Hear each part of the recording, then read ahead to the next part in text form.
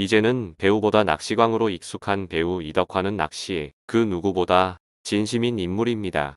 최근 나만 믿고 따라와 도시어부의 스핀오프 프로그램인 나만 믿고 먹어봐 도시 횟집에서도 활약을 선보이고 있는데요. 횟집 오픈 첫날 이덕화는 의과 대학 손님들을 맞이했습니다. 미래의 의사라는 말에 이덕화는 난 흰가운에 약해요. 날 살려주신 분도 의사고라며 반가움을 드러냈습니다. 이어 난 교통사고로 죽었었어요. 자기들은 잘 모를 거야. 정말 오늘 내일 한다고 중환자실에서 14일 만에 깨어났어요. 3년 병원에 있다가 그래서 나는 흰가운 입는 사람에게 엄청난 존경심이 있어요. 죽은 놈까지 살려주고 거기다 이때까지 살게 해줘요. 반색이 얼마나 좋아요 라고 자신의 경험담을 털어놓았습니다. 이제는 예능에서 농담으로도 이야기할 수 있는 일화이지만 사실 사고가 났을 당시 이덕화는 정말 생사의 갈림길에 놓여 있었습니다. 파란만장한 인생을 보낸 이덕화는 어떤 인생길을 걸어왔을까요? 지금의 이덕화 모습은 강하기는 하지만 많이 순화된 얼굴입니다. 눈을 부릅뜨면 강렬한 캐릭터가 보여 지지만 웃을 때는 장난기도 있고 그래서인지 유머러스한 역도 꽤 많이 하는 편이죠. 20대 때는 임예진 등과 더불어 청춘 영화의 주역도 많이 맡았습니다. 그의 아버지 이해춘으로서는 꿈도 꾸지 못했던 일입니다. 이덕화의 아버지 이해춘은 60년대 한국 영화의 중요한 캐릭터를 차지한 배우였습니다. 아버지 이해춘은 이덕화보다 훨씬 강렬한 인상을 가졌습니다. 첫 영화였던 피아골의 성공으로 이해춘은 50년대 중반부터 60년대까지 한국 영화의 악당 역은 모조리 했다고 해도 과언이 아닙니다. 자신의 뒤를 이어 자신이 평생 해보지 못한 청춘 영화 주연을 맡아 연기하는 아들 이덕화의 성장을 흐뭇하게 바라보던 이해춘이었지만 소중한 아들 이덕화가 큰 사고를 당하고 맙니다. 1977년 이덕화는 오토바이를 타고 한남동 집으로 향하다 시내버스와 충돌하는 큰 사고를 당하게 됩니다. 3년 넘게 투병해야 했는데 이덕화 본인 말로는 처음 10달 정도는 중환자실에 있었는데 아침에 비명으로 깨서 저녁에 비명에 잠든다고 표현했을 정도입니다. 그도 그럴 것이 그 10개월 동안 이덕화는 툭하면 생명이 위독해져서 의사와 간호사들이 이덕화 때문에 긴급 호출되는 일이 빈번했다고 합니다. 이렇게 생명이 위독할 때마다 이덕화는 이제 난 가는구나라는 생각이 들었지만 버텨냈고 살아남아서 일반 병실로 옮겨져 2년 정도 더 치료를 받았습니다. 당시 영화 상대 역으로 자주 호흡을 맞추었던 임예진이 문병을 갔는데 사고를 당한 몰골이 너무 처참하여 너무 무서워서 가까이 못 가고 먼 발치에서 바라만 봤어야 했다고 했습니다. 이덕화는 엉덩이살이 아예 없어져서 다른 부위의 살을 이어붙여 엉덩이를 새로 만들어야 했으며 1500바늘이나 뇌매는 초대형 수술을 받았습니다. 아버지 이해춘은 자신의 병도 잊은 채 아들의 병 간호며 사고 수습으로 동분서주했습니다. 그러나 1년가량 후 이덕화의 병세가 호전되기 시작할 무렵 안타깝게도 이해춘은 갑자기 혼수 상태에 빠지고 세상을 떠나고 맙니다.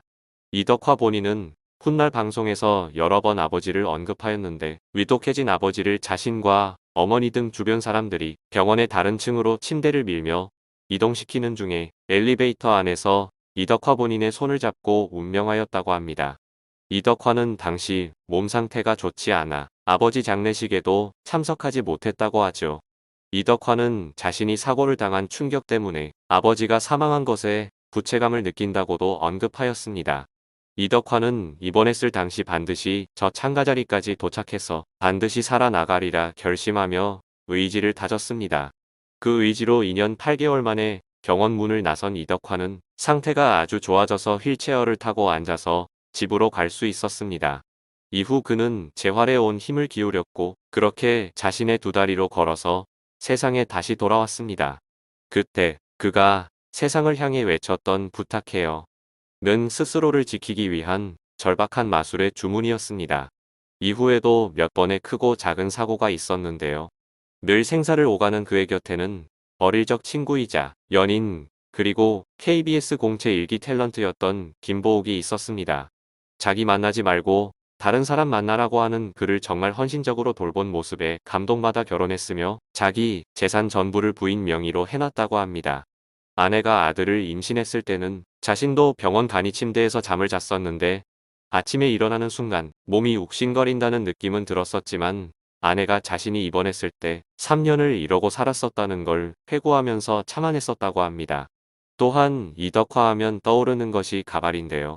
이덕화가 머리카락으로 유명한 만큼 아버지 역시 마찬가지였습니다. 영화로 활동 영역을 옮긴 후 이해춘은 자꾸 헌해지는 앞머리 때문에 고민이 많았습니다. 무대에서는 먹칠을 해서 커버했지만 화면에서는 통하지 않았습니다. 지금처럼 뛰어난 대체 방법이 없을 때였기 때문에 이해춘은 먹물을 들인 고운 흙가루를 머리에 칠하고 촬영을 했습니다. 하지만 바람이 불면 말라버린 검은 가루가 날아가버려 애를 먹었다고 하죠.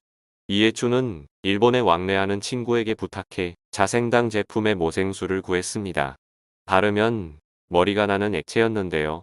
그런데 그 냄새가 몹시 고약해 쥐똥 냄새가 났다고 합니다. 그 냄새나는 것을 하루 7번씩 바르자니 여간 신경 쓰이는 일이 아니었습니다. 사무실이건 다방에서건 남의 눈을 피해 발랐는데 하루는 다방에서 그의 앞에 앉은 여배우가 이게 무슨 냄새냐며 코를 싸쥐는 일이 벌어졌습니다. 당황한 이해춘은 식은땀을 흘려 자기도 모르는 사이 쓰고 있던 모자를 벗었고 그 바람의 냄새는 순식간에 온 다방에 번져 난리가 났었다는 일화도 있습니다. 또한 이덕화에게는 가발에 대한 슬픈 에피소드가 있습니다. 코미디언 이주일과는 살아생전에 나이를 초월해서 거의 절친에 가깝게 지내던 사이였는데 말년에 그만 이주일이 폐암 진단을 받고 병세가 너무 심각한 수준이라서 그 달을 넘기지 못하고 사망할 것이라는 통보를 듣게 됩니다. 이 사실을 이주일 본인에게는 알릴 수 없었으나 가까운 주변인인 이덕화는 알고 있었습니다. 이 사실을 모르는 이주일은 가발 모델로 활동하던 이덕화에게 맞춤 가발을 부탁했고 이덕화는 이주일이 원하는 대로 가발을 맞춰줬습니다. 이주일은 이덕화가 맞춰온 가발을 써보더니 매우 흐뭇해하면서 내가 완치되면 이 가발을 쓰고 미국을 다녀온다 라고 말했습니다. 이주일이 2002 월드컵을 산소 튜브 끼고 관람했던 게 바로 이 시기이며 그로부터 2주일 뒤 이주일은 세상을 떠났습니다. 이제는 낚시로 더 유명한 이덕화인데요. 사실 그가 인생의 기로에 서 있을 때 그를 치료해 준 것이 바로 낚시였습니다. 오토바이 사고로 인생 자체가 끝날 뻔한 위기에도 낚시가 심신을 치료해 준 친구였다고 이야기합니다.